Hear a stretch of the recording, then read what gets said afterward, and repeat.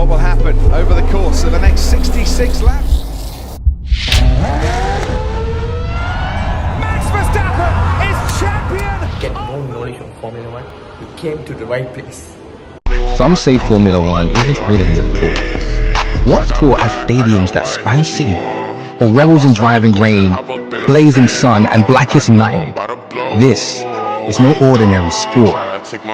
This is Formula 1. So it's a global racing championship featuring 10 teams and 20 of the world's best drivers.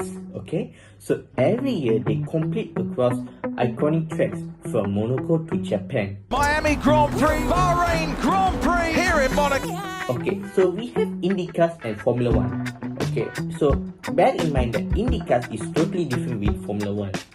So IndyCars is actually where all the teams, all the drivers need to use the same chassis. So chassis is more like the body. So it depends on the driver how to use the car. To turn one with a massive braking point coming for more. So and to win the race. So actually IndyCars is quite boring actually. Well, it's not over yet, guys. Turn 4, big action, 3 wide behind. But in Formula 1, Formula 1 racing into Miami for the first time. The hottest ticket in town. Hooked on Drive to Survive. Drive to survive. Drive to survive. every 10 teams have their own body, have their own design. So I want to say, Formula 1 is all the drivers, all the teams, the car almost looks similar, but they are not. We are same, but different, but still same. Formula 1, the main organization is FIA. They will make the rules and regulations there actually. Some of the most iconic rules, okay, this is like the best rule ever, is that every car until now need to put a 10mm wooden plank. So why you asking why we need to put a 10mm of wooden plank is that every car has their own downforce. If the lower the car, the more prepare the car.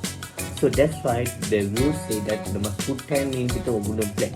So that's why in cars, in every race you will see the most spark. Alonso against Mercedes of Lewis Hamilton. Hamilton down the inside on Nico Hülkenberg. Ocon might lose out to Fernando Alonso. Hamilton makes... So it's from there and some of the mental parts down there. So if you guys remember Lewis Hamilton in Chinese Grand Prix 2025, he got disqualification. It's because Ferrari lowered down his car actually. He lowered down the car to around 6.5mm, so giving him more advantage in the low downforce. So that's why when the FIA checked after the race, so he get disqualified. So that is one of the rules there. But there are many more rules, but I won't go deep on it. So we go to the next one is the teams and drivers. Okay, each team fills with 2 drivers and compete in 2 championships. One is the Drivers' Championship and one is for the Constructor Championship. Okay, so normally Driver Championship is for who is the best driver in the grid right now. So that is normal. For the Constructor Championship is that which is the most best team. For example, recently McLaren won it last season. So in Formula 1, tyres are very important. So okay, you know Pirelli is the main sponsor for all the tyres in Formula 1. Okay, but still people get so confused in what tyre.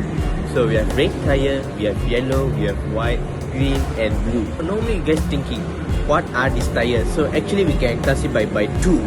One is for dry season and one is for wet season. So dry season actually we have red, yellow and white.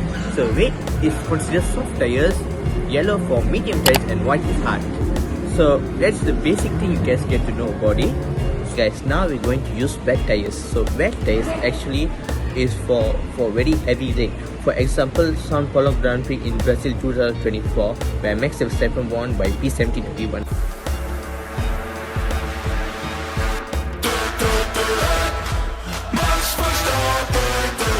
It was so heavy, but most of the drivers use wet because the circuit is so wet.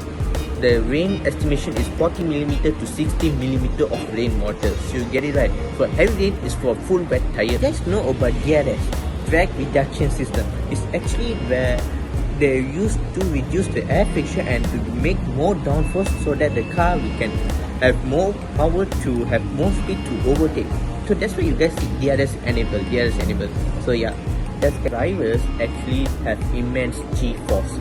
So those who don't know what is G-force, it's almost like gravitational force, or for physicists are that is gravitational acceleration. Okay, so example for G1 is equal to 9.81 meter per square second. Okay, so bear in mind in that gravity acceleration is no joke. Even if you guys go for fighter jets, they more go to supersonic speed up to G5 to G6. Even rocket ships like astronauts, when they go on a rocket launch, they experience G6 to G7 forces. Meanwhile, for F1 drivers, they'll take around G5 to G6 of force. Okay guys, so I just talked about gravitational force, okay?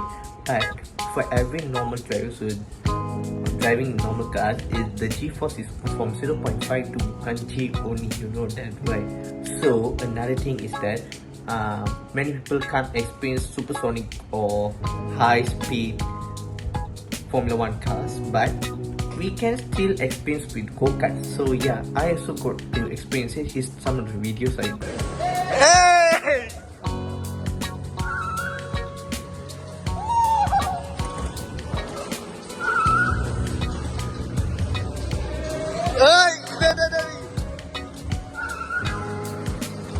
bear in mind that Formula 1 have 3 days. For every week for 3 days, Friday, Saturday and Sunday. So Friday is actually FP1 and FP2. You bear in mind that FP1 is and FP2 drivers normally don't get so much of speed. So because they want to get the grip of the new track, that's all. On Saturday is FP3, where the drivers have locked their head to go more faster.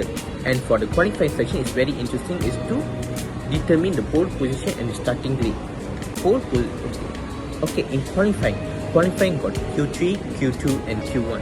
Okay, sorry I messed up it. So but in Q1, the top 15 drivers will go on Q2. Those who are 5 will go to the bottom 5. Then we go to Q2 to take top 10. And after that they go for Q3, where Q3 they'll take who is the fastest, they take pole position. Pole position is the main important thing because not all circuits are right. So example, in Monaco, in Azerbaijan or in Singapore, they are streetways. So streetways, the track is not so wide, it's all narrow. So those who have pole position and easily can get away with it, and because at the same time it's hard to overtake in streetways. So that's why pole position is so important. And on Sunday is the Grand Prix, where first place get 25 points and second place get 18 points until the 10th place get 1 point. Meanwhile, 11th place to 20th place, they have no points at all.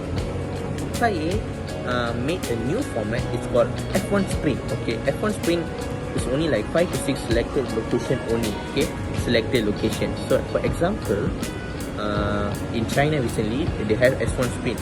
So it's a bit different. Meanwhile, okay, in FP1, get in mind that on Friday they do Formula Practice 1 and sprint race qualification, like that. On the second day, sprint race will happen. Then after that, they will happen the qualifying for the Sunday's race. So and Sunday has the real race. So this kind of thing for 2 races in Formula 1. So that's all for the video. This is my first time doing this kind of video, but I'm glad to do it. So if anything and new thing about geopolitics or inside a new sports, I certainly will do a video, but hopefully you guys will subscribe to my channel so that it'll be helpful and motivate me to make more videos like this. So that's all. Bye guys.